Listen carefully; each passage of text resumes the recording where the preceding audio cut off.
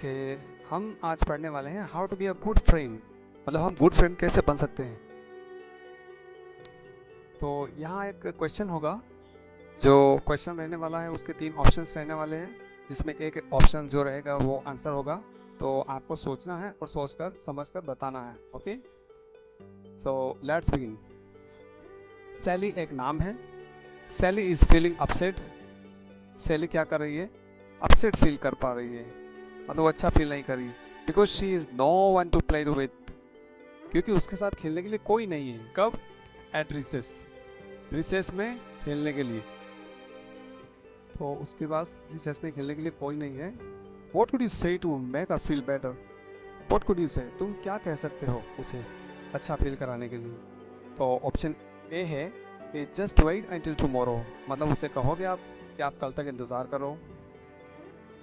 या फिर you option B कहोगे को go and find your own friends. Own मतलब अपना अपना, जाओ तुम अपने अपने दोस्त खुद ढूंढो। या ऑप्शन सी है कि would you like to join us today, कि क्या आप मेरे साथ खेलना पसंद करोगे?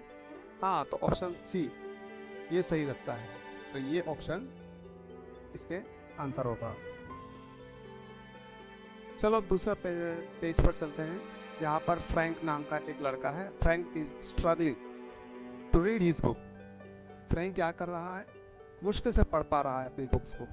तो would you say to support him? What could you say to support him, तुम क्या कहोगे जिससे उसको सपोर्ट होगा, जिससे उसकी मदद होगी, उसका हौसला बढ़ेगा? और ऑप्शन ए है कि put a book away, put the book away and you can't read it, मतलब बुक को साइड में रख दो और तुम इसे नहीं पढ़ सकते, इससे तो और नाराज हो जाएगा। ऑप्शन बी क्या रहेगा? Would you like to me to help you read, मतलब क्या तुम चाहोगे कि मैं तुम्हारी मदद करूं? हाँ, ये भी हो सकता है, लेकिन फिर भी हम तीसरा ऑप्शन देखते हैं।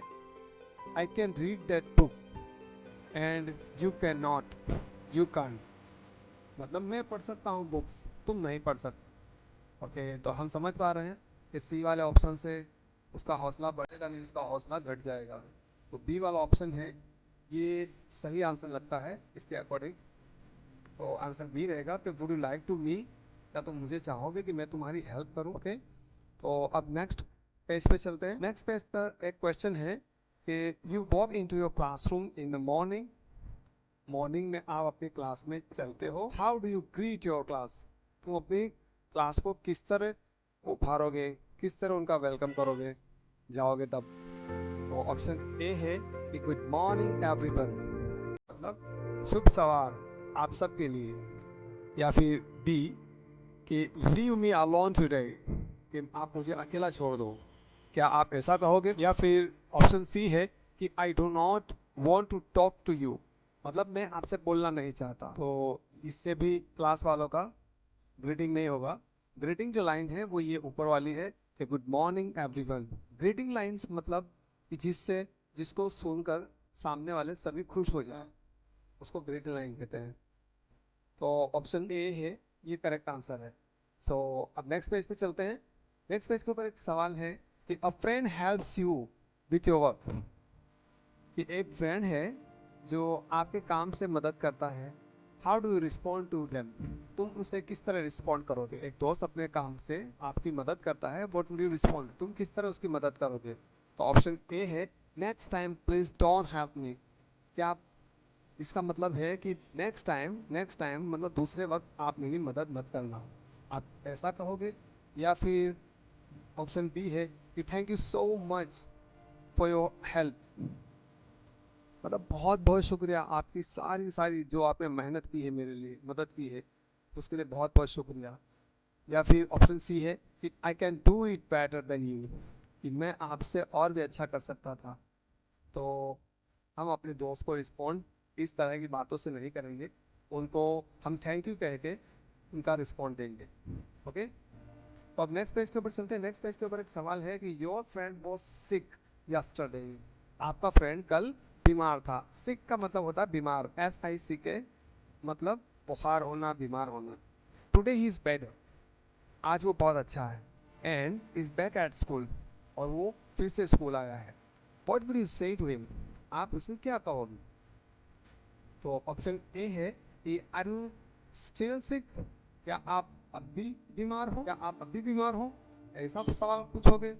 या फिर कहोगे कि I hope you are feeling better, कि मैं उम्मीद करता हूँ कि आप अच्छे हो गए होंगे, तो बहुत अच्छा फील कर रहे हो।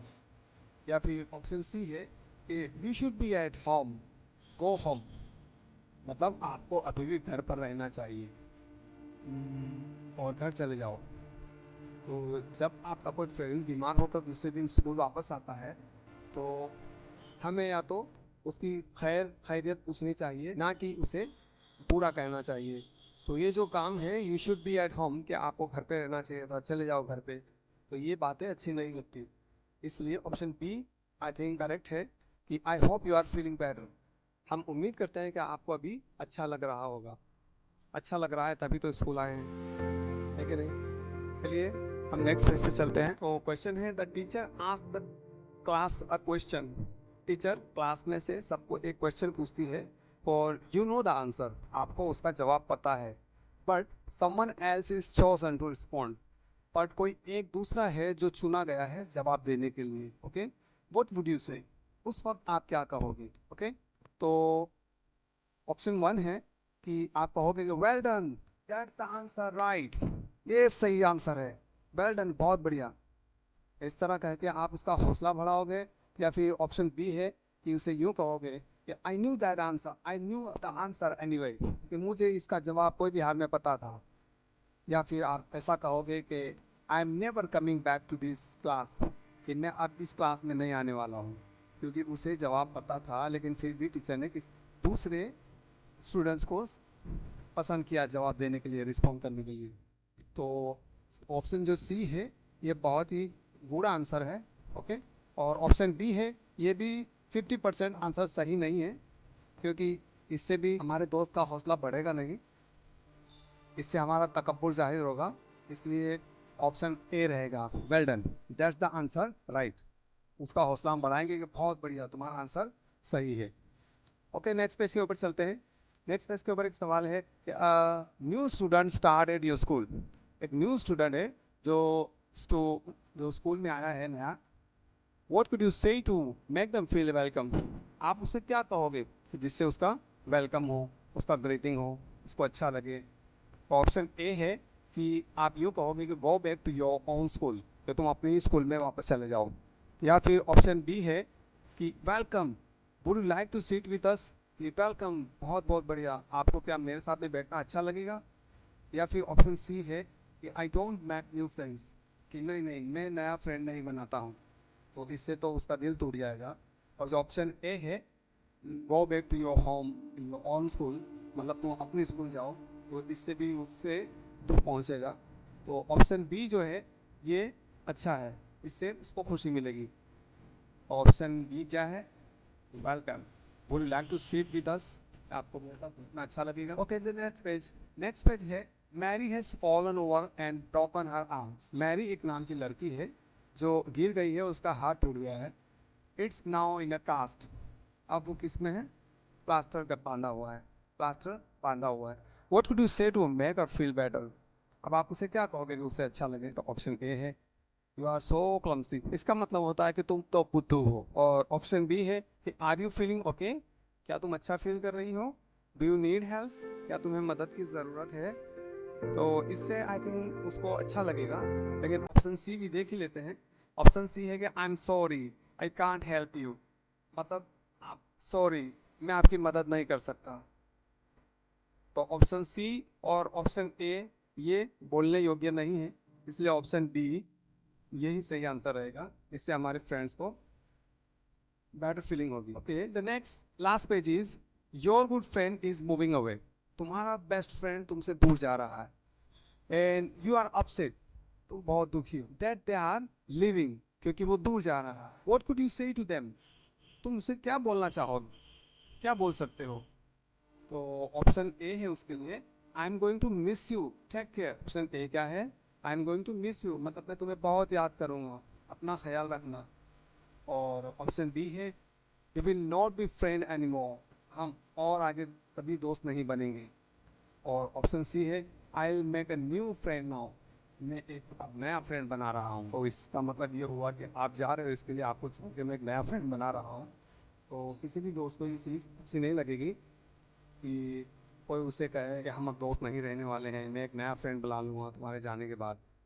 तो अच्छे स्टूडेंट्स के लिए यही चीज़ काफ़ी है कि वो अपने दोस्त को दूर जाता हुआ देखे तो उसे कहे कि I am going to miss you, मैं तुम्हें याद करने वाला हूँ और तुम मुझे बहुत याद आओगे, अपना ख्याल रखना। Option E is, I think, it's correct answer. Okay, okay, bye bye.